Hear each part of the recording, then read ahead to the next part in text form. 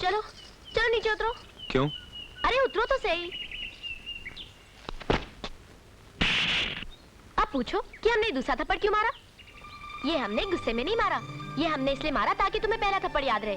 स्वर्गीय दीनानाथ मास्टर कहा करते थे कि इंसान के मुंह पर दूसरा थप्पड़ पड़े तो उसे गलती करने पर खाया हुआ पहला थप्पड़ याद रहता है। तैयार है तैयार? बहुत जोर से भूख लगी है, वरना आज हम अच्छी तरह समझा के जाते। समझ गया ना चेतक? जानते हो, जो कुछ भगवान ने बनाया है सब में जान होती है। इन्हें भी सुख दुख का एहसास होता है। ये भोरे भाले जंगल के जानवर, ये लहलहाते पेड़ पौधे, नदियाँ, झरने, पहाड़।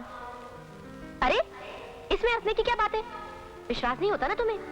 कभी इनसे बात करके देखो, जवाब देते हैं ये।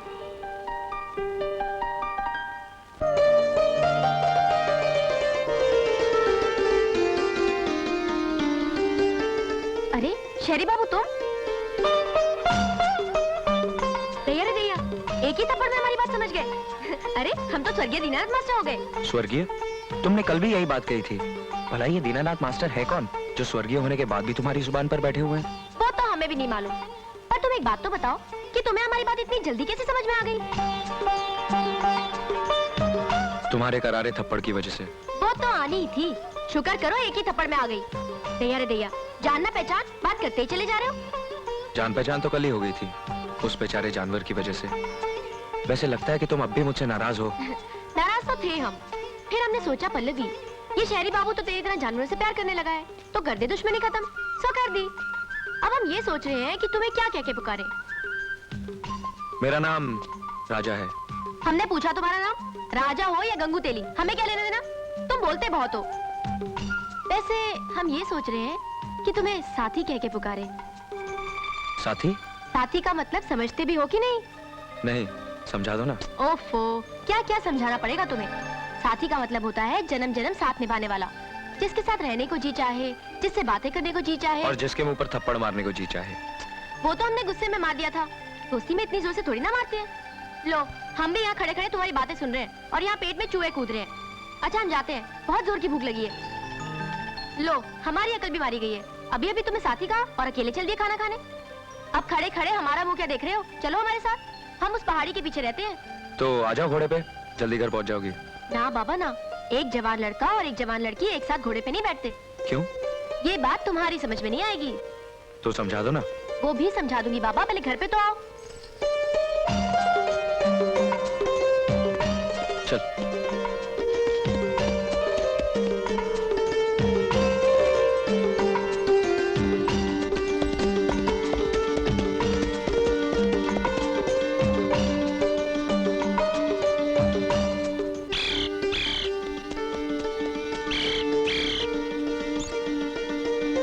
अरे साथी अंदर आ जाओ।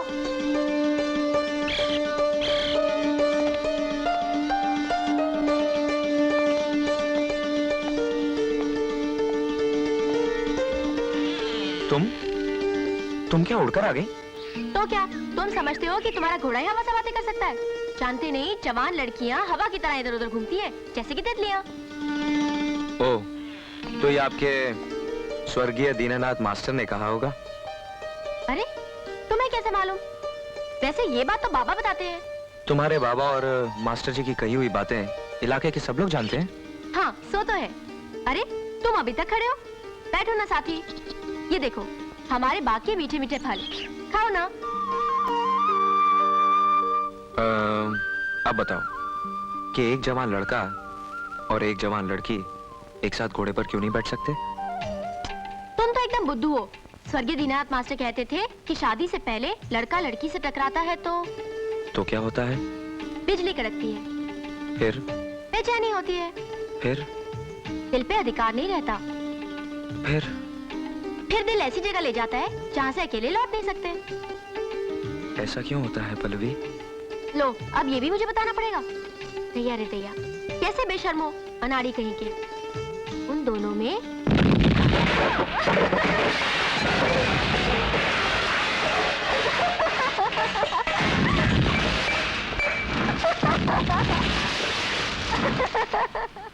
ये कैसा धमाका था?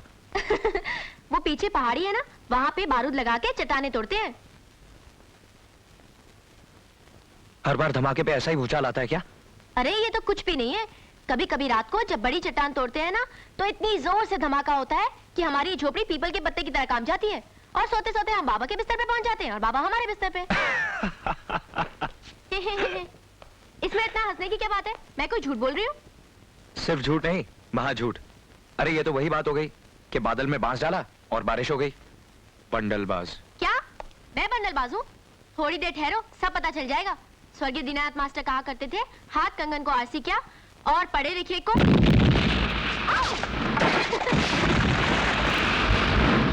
अब समझ में आई फारसी? हाँ, अच्छी तरह से। तो इसी बात पे हम तुम्हें गर्मा गर्म चाय पिलाते हैं, वरना बाबा आ गए तो कहेंगे मेहमान को चाय तक नहीं पिलाई। पल्लवी बेटे। लो बाबा आ गए। बड़ी लंबी उम्र है हमारे बाबा अरे की। किसके साथ बड़बड़ कर रही है बिटिया?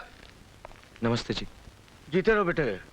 कहीं ये वो नौजवान तो नहीं जिसके गाल पे कल तूने चांटा मारा था? चुप रहो ना बाबा, बेचारी को क्यों याद दिला रहे हो? उसका गाल दुखने लगेगा। हाँ हाँ, और इसी के लिए तूने मेरी रात भर नींद हराम कर दी थी। हाँ बेटे, ये रात भर तुम्हारे बारे में बड़बड़ाती रही। मैं तो मुंह फेर के सो गया और ये पगली समझी कि मैं हिरण की और तुम्हारी कहानी सुन रहा हूँ। इसका मतलब बाबा तुमने हमें उल्लू बनाया? नहीं नहीं, मैंने नहीं, ऊपर वाले ने। बाबा। अरे मेरी भोली बिटिया, तू अच्छा एक काम कर, ये ले, शनिवार को डाकखाने में जमा करा देना। एक मिनट एक मिनट एक मिनट एक मिनट, मुझे दे, तू भूल जाएगी, मैं खुद ही जमा करा दूंगा। हम तुम्हारी तरह भुलक्कड़ थोड़ी हैं। अब खाने के समय कोई काम दोगे तो भूल ही जाएंगे ना। लाओ पैसे। हाँ, लेकिन याद करके बेटे जमा करा देना। हाँ करा देंगे। और हाँ बेटे, तुमने कुछ खाया वाया कि नहीं? नहीं शुक्रिया, मैं चलूंगा। ठीक है बेटे, जैसे तुम्हारी इच्छा। Okay sir. बेटे जाओ, मेहमान को बाहर तक छोड़ाओ। हाँ चलो।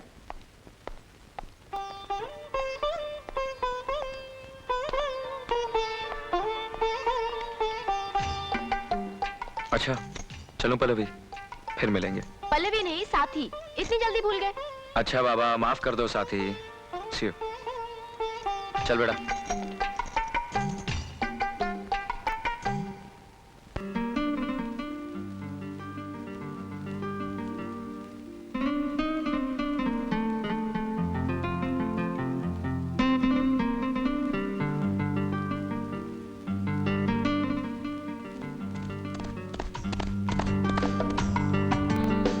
राजा, राजा। मधु,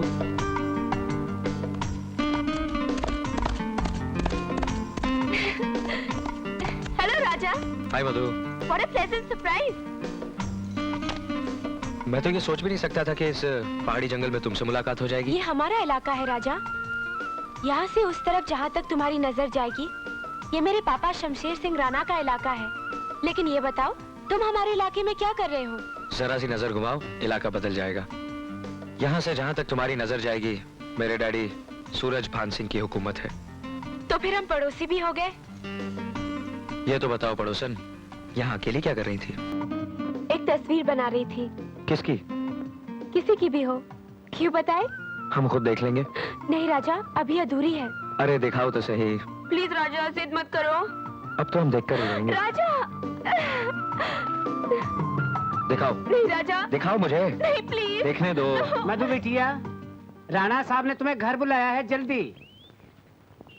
चलती हूँ राजा, जब तस्वीर पूरी हो जाएगी तब दिखाऊंगी। ओके। बाय। बाय।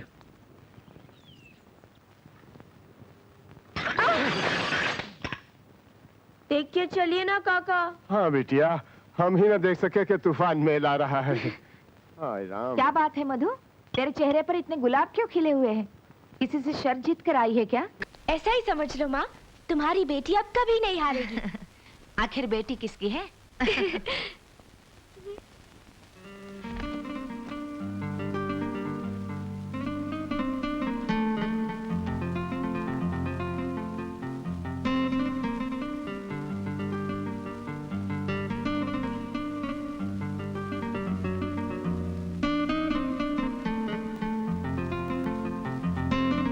सुना तुमने? मधु ने अब ना हारने की कसम खाई है। तुम्हें अपना जो बनाना है।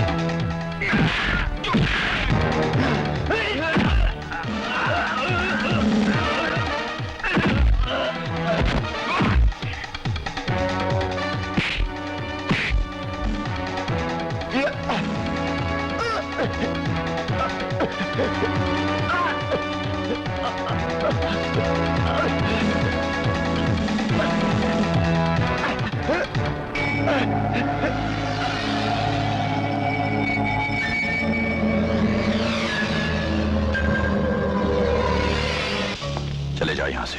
अंकल आप? दोबारा हमारे इलाके में कदम मत रखना। शायद हम तुम्हें दोबारा माफ न कर सकें। हमारे इलाके की जमीन दुश्मनों के खून की प्यासी रहती है। अंकल, मेरे बाप ने मेरे बदन से निकले खून की एक बूंद भी देख ली तो खून की नदियां बहा देगा आपके इलाके में।